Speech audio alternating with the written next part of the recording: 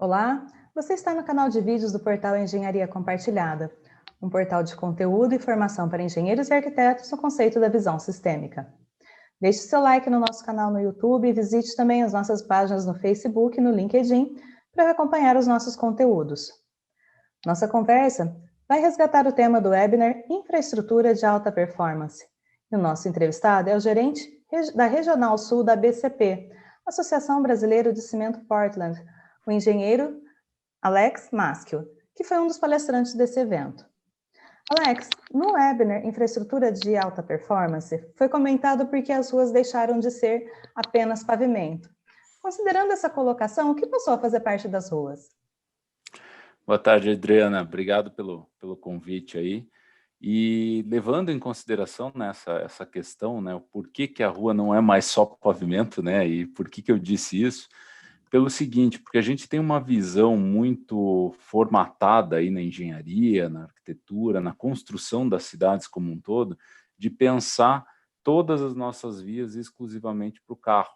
E quando a gente pensa exclusivamente para o carro, que foi a tônica do século XX, a gente direciona o nosso olhar, obviamente, para o pavimento. E o que eu quis dizer com essa frase, que tem muitos outros aspectos envolvidos. A gente tem que pensar que a rua é um espaço público, e um espaço público, como o fim já diz, tem que servir a todos, e não somente ao veículo, né, ao veículo automotor. Então, a gente precisa pensar, por exemplo, como que eu vou trabalhar os pedestres dentro do espaço urbano, da rua, os ciclistas, os novos modais que estão surgindo por aí, né, os monociclos, patinetes elétricos, micromobilidade, todos esses elementos. E mais do que isso, é como que tudo isso junto, né, pavimento, sinalização, a arborização, mobiliário, todos esses aspectos juntos, como que isso impacta na vida das pessoas, que às vezes a gente não avalia essa questão do impacto lá na frente, né? Então, exemplificando, se eu tiver uma via com uma calçada adequada, que as pessoas possam caminhar, fazer o seu exercício em segurança, evidentemente que eu vou ter um reflexo lá na saúde, na conta de saúde do meu município, eu vou economizar na saúde. Se eu tiver uma via que tenha um pavimento permeável, que eu melhore a drenagem urbana, que eu vá diminuir, reduzir o impacto com enchentes, e, consequentemente, eu não acumulo água na superfície, eu estou retroalimentando o lençol freático, estou ajudando lá na frente o meu município com reserva de água e, além de tudo, evito dengue, porque não tem um mosquitinho ali na superfície, na água que fica acumulada. Então, todos esses aspectos estão juntos, né? A questão do mobiliário, no shopping center, a cada pouco que você anda, você tem um banco para sentar, você tem uma poltrona para descansar. Por que não trazer esse conceito para a rua? Nós temos que pensar a rua como esse macro, né? Como esse elemento macro que tem que atender a toda a sociedade, não somente ao carro. Esse é o propósito de falar, a rua não é só pavimento, né? Tirar um pouquinho os olhos do veículo, do trânsito, essa visão rodoviarista que a gente trouxe para o desenvolvimento das nossas cidades, deixar um pouquinho de lado e começar a desenhar ruas, desenhar espaços na cidade para as pessoas, que é o elemento principal da cidade. Sem pessoas, a cidade não existe, né? Então, se tiver uma cidade só com carros, não é uma cidade. As pessoas têm que estar lá para utilizar esse espaço. E nessa perspectiva das ruas pensadas, então, quase como um ambiente de convivência, né? Elas também Exatamente. entram aí numa pauta muito estratégica da própria mobilidade, e como você falou, a mobilidade não é só o carro. Isso mesmo. A gente tem uma tendência, né, muito forte, e até inclusive a escola de engenharia, né, foi muito formatada nisso, né, nas últimas décadas, né, de pensar no transporte, no trânsito, no carro, como que a gente resolve essa questão do trânsito, mas a gente precisa entender também que é necessário incluir nesse aspecto da cidade, das ruas, os outros elementos que estão, né, o próprio pedestre, que muitas vezes tem uma quantidade está em uma quantidade muito maior no espaço urbano e tem uma área reduzida para ele circular, para ele se movimentar. As bicicletas, que cada vez aumentam, né, com essa questão toda de pandemia, de toda a dificuldade, o pessoal está usando mais bicicleta e não tem uma infraestrutura adequada para circular dentro das cidades, tem que circular no meio dos automóveis, né? E começa a gerar uma insegurança, muitas pessoas deixam de querer usar um modo mais saudável por isso, e também essas novas modalidades que estão chegando, né? Esses dias, um tempo atrás, a gente estava rodando aqui em Curitiba, onde eu resido, e próximo ao shopping tinha um rapaz circulando com um monociclo desses elétricos, né? Uma roda elétrico, não polui, o cara carrega como uma maletinha de notebook, de computador, e ele estava rodando com aquilo ali numa via rápida aqui próximo ao shopping, e a gente conversando dentro do carro, que cara maluco, tá no meio dos carros, que perigo. Aí eu parei, refleti por um momento e falei assim, será que ele é o maluco?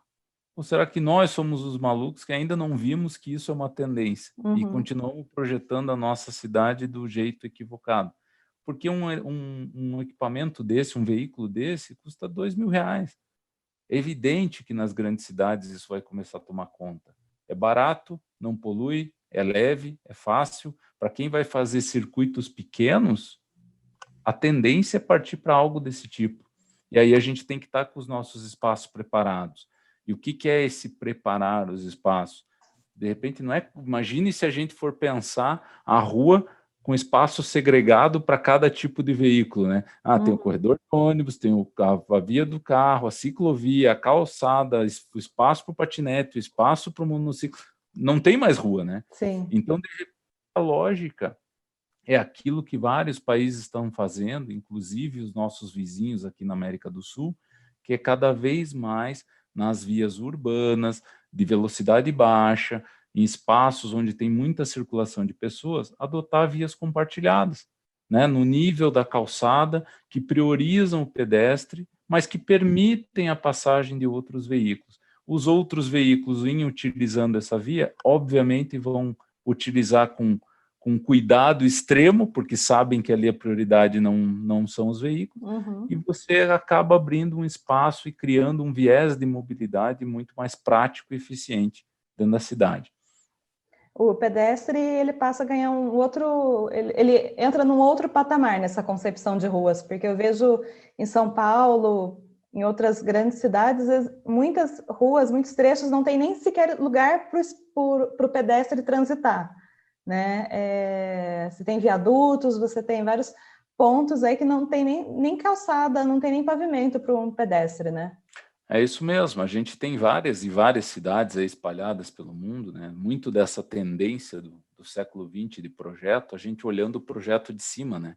Então a gente olha a cidade, é bacana, legal, muito bonita, né? Pega Dubai, né? Para não pegar ninguém do Brasil, para a gente não gerar, Falar que o não problema é gerar só aqui, né? confusão. Vamos pegar Dubai. Dubai é uma cidade projetada para carro. Você olha um projeto de cima muito bonito, os bairros em Palmeira para dentro do mar e não sei o quê, mas as pessoas não conseguem circular a pé.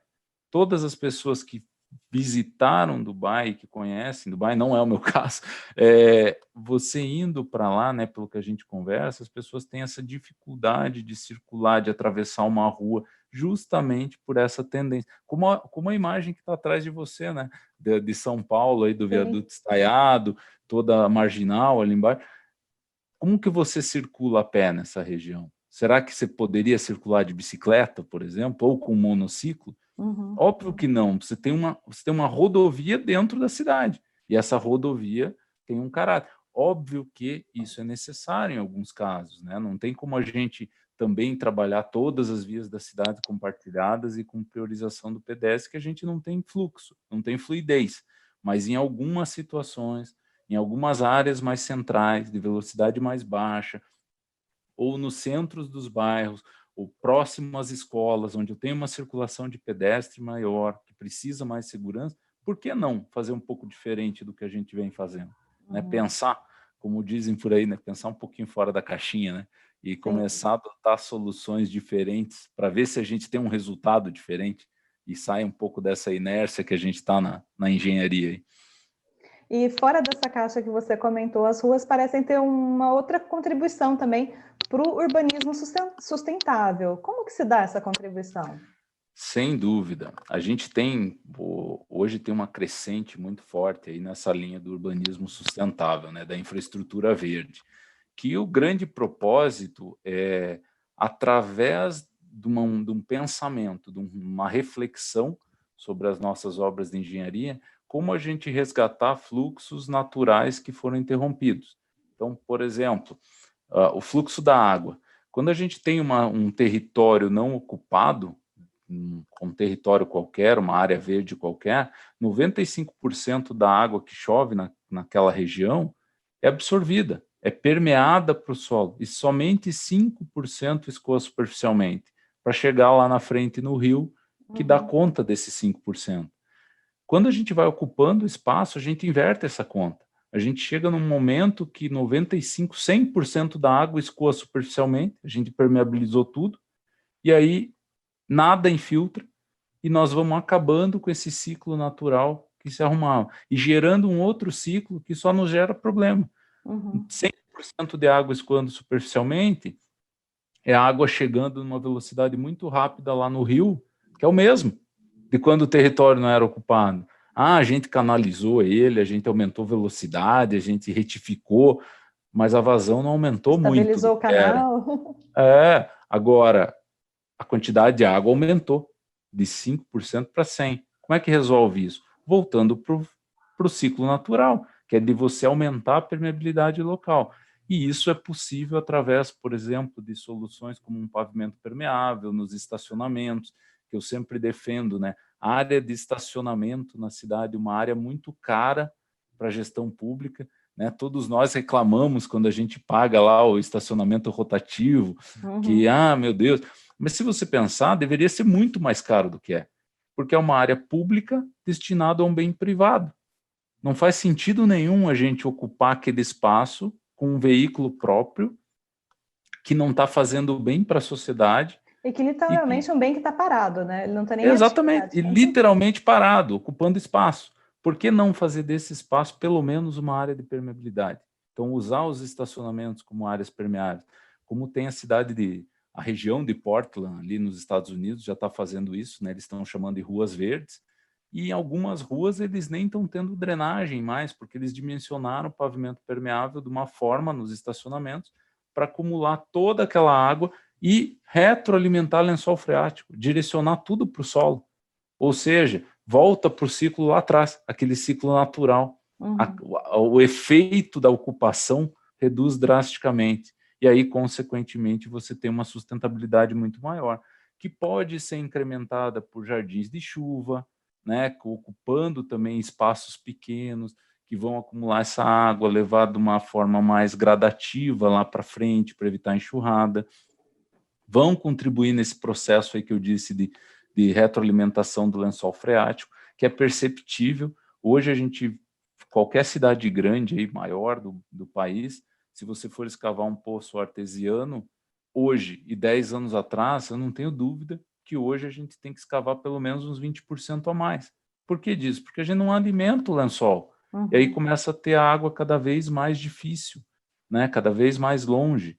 Isso é uma necessidade, a gente precisa resgatar esse processo.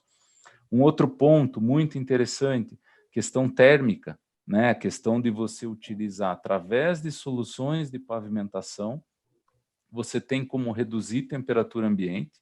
Então, soluções mais claras de pavimento vão proporcionar um albedo maior, né? Que é o albedo é um índice, né? Um coeficiente, né? De raio, de incidência de raio sobre aquilo que reflete, é uma continha. Quando eu tenho uma reflexão maior, eu tenho uma possibilidade de absorver menos calor e minimizar, mitigar um pouco daquele efeito de ilha de calor que a gente sabe que existe nas cidades. É fácil de perceber numa cidade grande, a temperatura é muito maior do que logo no limite dela, quando você vai para outra cidade, a temperatura vai reduzindo. Isso através do pavimento.